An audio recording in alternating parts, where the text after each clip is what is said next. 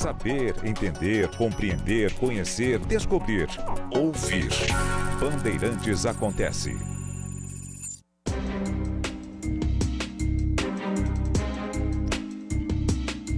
Dalerdzon Mizoriev, de 32 anos, Saikadrami Rashabalizoda, de 30 anos, Shamsidin Fariduni, de 25, e Mukhamd Zobir Vaizov, de 19 anos. Esses quatro, nascidos no Tajiquistão e que moram na Rússia, compareceram hoje a um tribunal em Moscou, Tribunal Distrital de Basmani, que ordenou que eles sejam mantidos sob custódia até 22 de maio, enquanto avançam as investigações.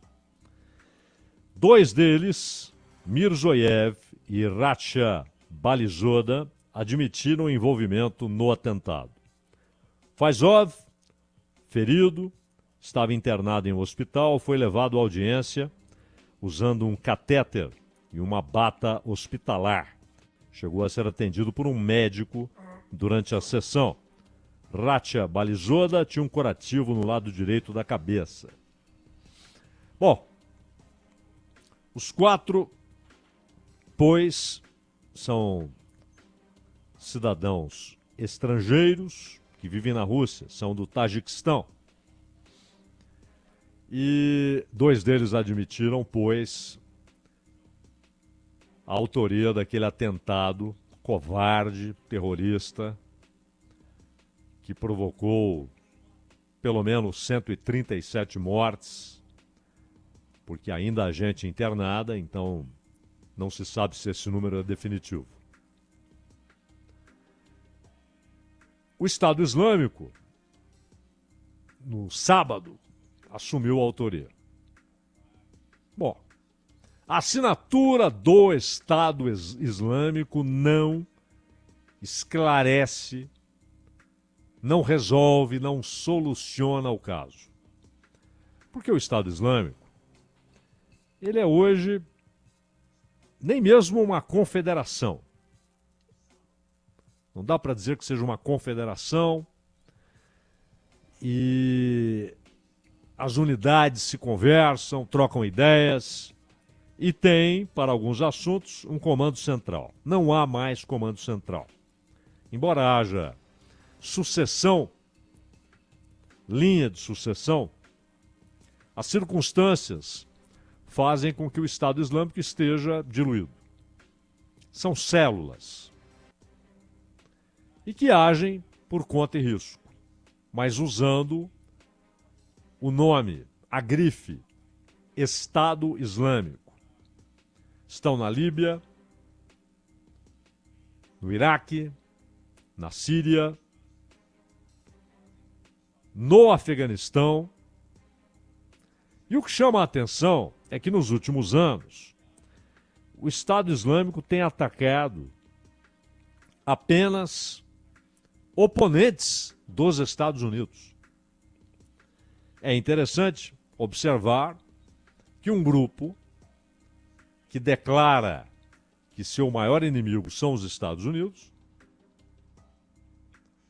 esse mesmo grupo só tem atacado oponentes dos Estados Unidos. Governo sírio, governo iraniano, o Talibã e agora esse ataque na Rússia.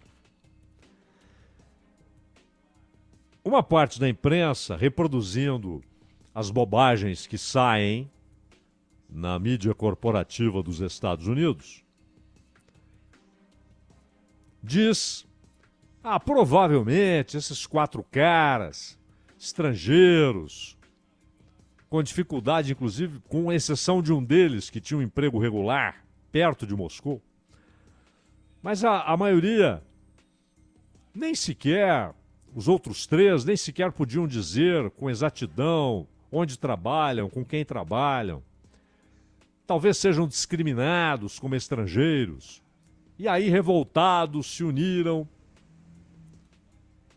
Ora, parem com isso. Aliás, é bom lembrar que, além desses quatro, outros 7 também foram detidos.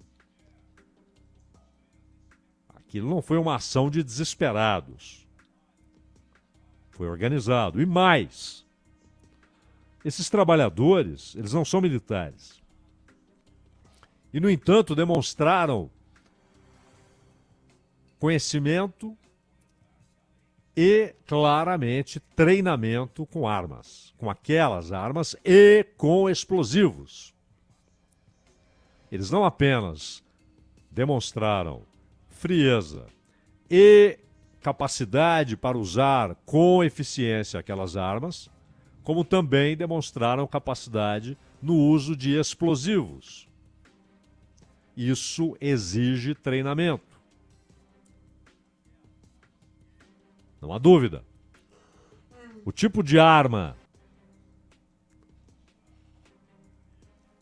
exige treinamento. Eles não chegaram ali e, num golpe de sorte, acertaram tiros com um 32, um 38 ou uma pistola semiautomática. As armas utilizadas exigem treinamento, conhecimento.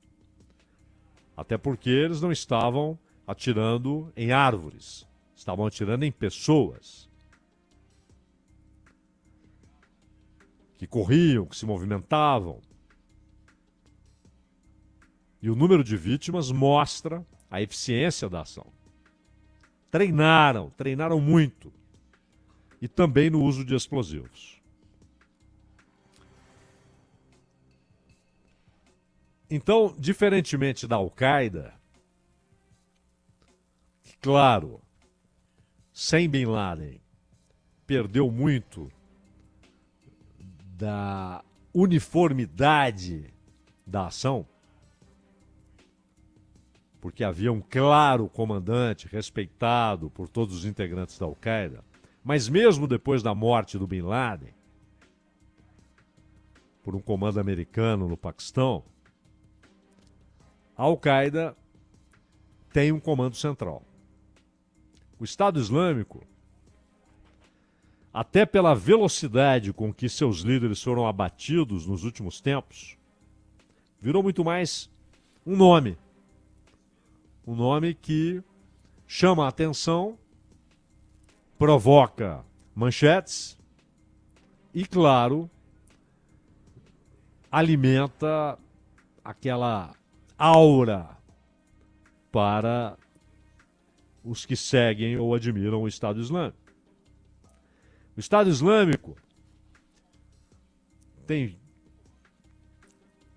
sido responsável, sem dúvida, por ações criminosas, terroristas no Afeganistão. É um grande problema hoje para o Talibã. O Talibã sabe que uma das suas tarefas é deter o Estado Islâmico, que tenta minar a administração pública do Talibã com atentados. Ah, mas provavelmente por causa do confronto xiita-sunita. Não, os dois grupos são sunitas. O Estado Islâmico é sunita e o Talibã é sunita. Por que os ataques ao Talibã? E mesmo no caso do Irã, xiita, são alvos aleatórios. E a ação no Irã foi mais uma ação contra um governo que hoje desde 79, né? É inimigo dos Estados Unidos e hoje com relações só não absolutamente cortadas, porque a Suíça faz uma espécie de intermediação quando é necessário.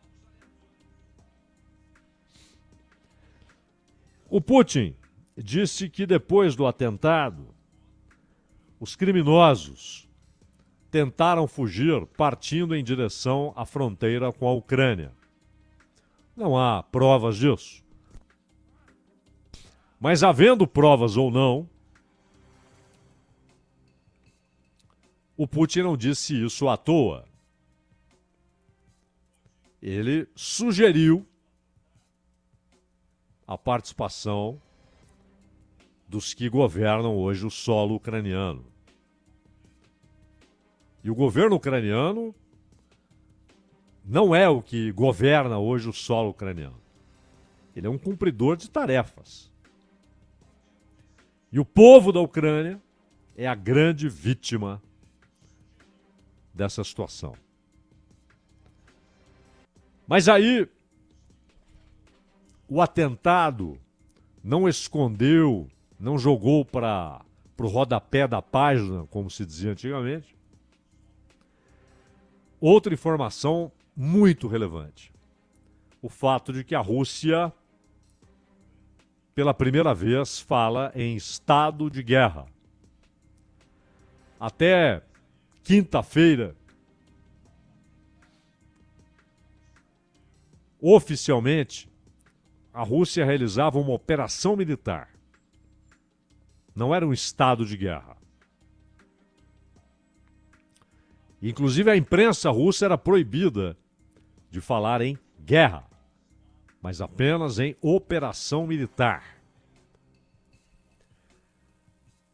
Mudou. Agora o governo russo diz estar em estado de guerra. Por quê? A Ucrânia não demonstrou grandes avanços na sua capacidade militar ou na sua capacidade de uma resposta militar eficiente. Você tem os ataques. E, claro, a mídia corporativa nos Estados Unidos fala em mega ataque da Ucrânia na Crimeia. Não tem nada de mega ataque.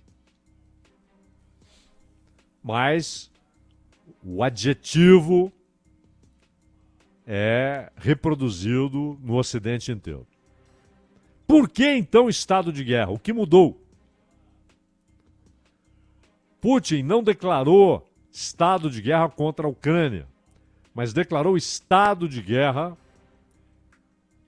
em relação ao Ocidente, ao conjunto ocidental, liderado, governado, obviamente, pelos Estados Unidos. A OTAN. Não, porque o Stoltenberg virou um garoto de recados, né? Já é de longe, com sobras, sem concorrência histórica, o pior chefe da OTAN. Atitudes pusilânimes. Virou garoto de recado de Washington. Um defensor da intensificação da guerra. Mas o fato de ser estado de guerra não veio isolada a sua declaração. Ela veio acompanhada, a declaração de estado de guerra, de uma intensificação dos ataques russos à infraestrutura ucraniana.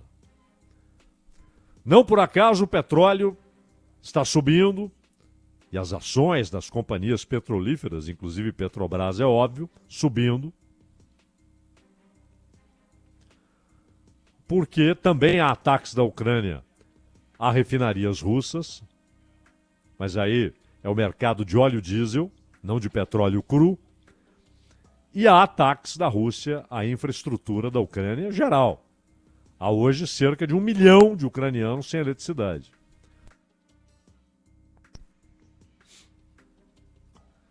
E mísseis passaram por sobre território polonês. A Polônia protestou pateticamente, como tem sido o governo polonês no caso e no assunto. Chamou de ataques terroristas, o que é patético. A Polônia, que tem sido um corredor importante para a entrega de material bélico à Ucrânia, enviado inclusive pela Alemanha.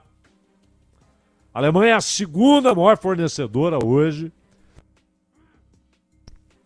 de dinheiro e um dos mais importantes fornecedores de armas. O Macron, covardemente, sugere envio de tropas. Covardemente porque ele está ignorando a situação do povo ucraniano. E ele sabe, é claro que ele sabe que se tropas de um país da OTAN, ainda que não tenham a ordem expressa da OTAN, mas de um único país, mas se for um país da OTAN, se essas tropas forem atacadas, e é claro que se lá estiverem, serão atacadas, pode ser invocado e evocado e chamado e reivindicado o cumprimento do artigo do Estatuto da OTAN que determina que a organização parta em socorro de um de seus membros se esse for atacado. Alguém pode dizer, não, mas eles estão sendo atacados num país que não faz parte da OTAN, por outro país que não faz parte da OTAN. Isso não será levado em consideração, isso não será considerado, e é claro que evocado será o artigo que diz que toda a OTAN deve se mobilizar em defesa de um de seus membros. Por isso, com os tambores tocando na Polônia, com o Macron falando irresponsavelmente, e ele havia se desdito, mas depois voltou a defender a ideia. Ele não vai, os seus não irão. É fácil mandar gente para a carnificina. Porque ele não vai. A elite francesa não irá. E os Estados Unidos, com o discurso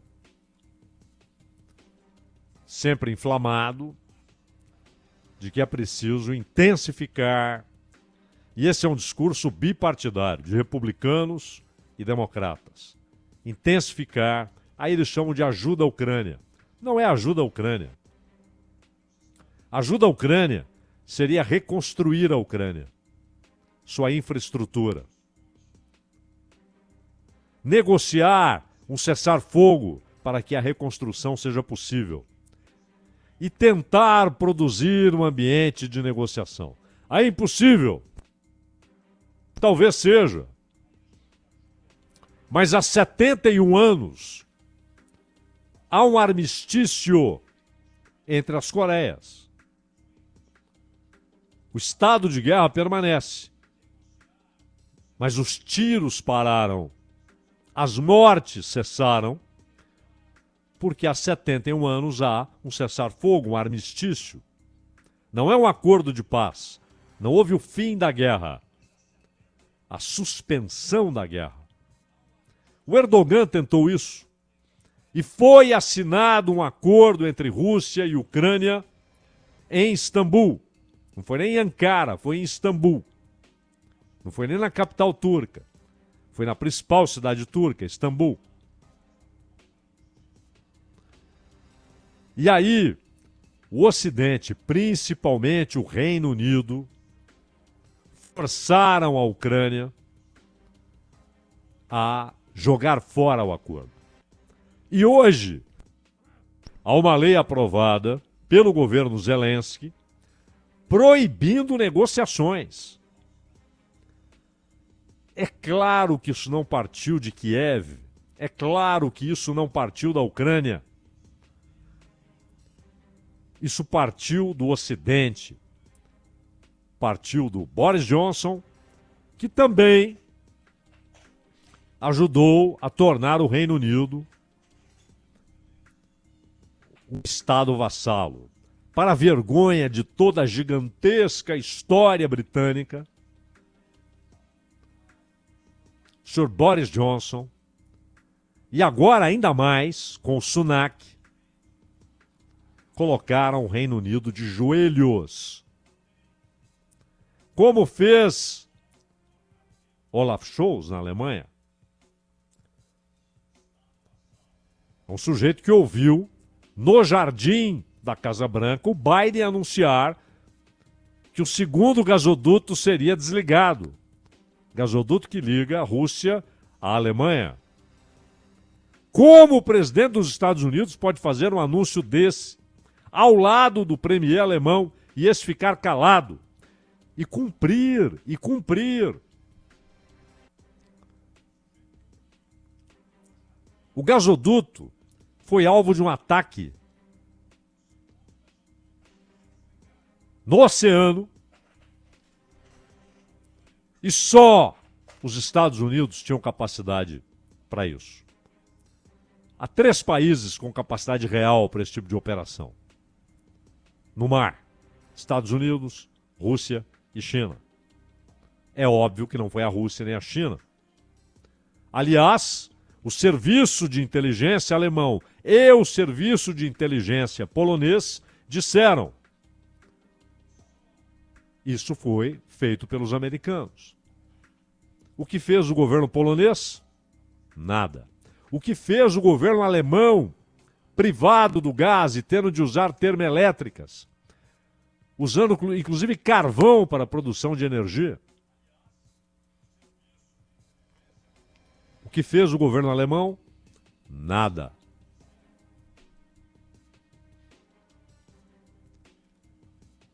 E hoje, a ordem que sai de Washington é clara. É preciso intensificar a guerra. Porque se os Estados Unidos disserem: nós não apoiamos mais esta guerra, nós queremos um cessar-fogo, negociações que durem 10, 20 anos, mas que parem os ataques, e aí sim colocaremos dinheiro para a reconstrução da Ucrânia. Toda a ajuda que tem ido, bilhões, centenas de bilhões, serão usadas para a reconstrução da Ucrânia. Quem está morrendo é o civil ucraniano, é a criança ucraniana, é o velho ucraniano. Mas Macron, todo corajoso, sugere enviar tropas. Isso pode significar que a guerra entre Rússia e OTAN deixará de ser por procuração. Abre-se, escancara-se a possibilidade de uma guerra aberta. E aí entra uma questão chave. A guerra onde a rendição não é considerada. Não adianta o chanceler polonês, irresponsavelmente, falar: não, quando Putin fala em arma nuclear, isso é pressão psicológica. Por que ele fala isso? Porque o seu governo recebeu uma ordem: não incentivem iniciativas de negociação. E se a derrota é tida como inadmissível ou a rendição, há a possibilidade de optar-se pela destruição mútua, pela derrota mútua, por uma guerra sem vencedores.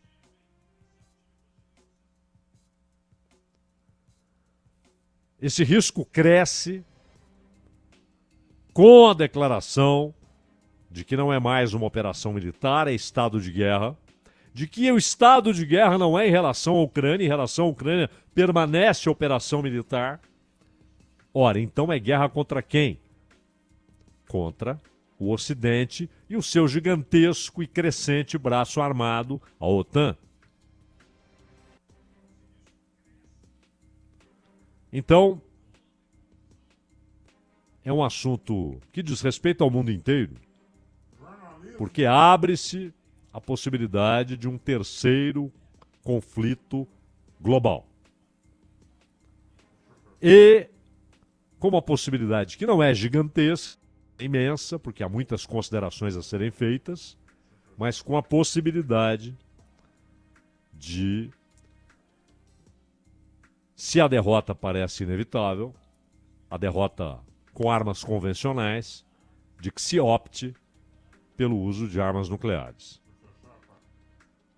Então que o irresponsável Macron, que o governo polonês, que o Reino Unido, que a Alemanha, que estão ali ao lado do teatro de guerra, porque estão na Europa, percebam, primeiro, a vergonha a que reduziram seus países, tornando-os estados vassalos dos Estados Unidos. E há, claro, um elemento que é a eleição nos Estados Unidos.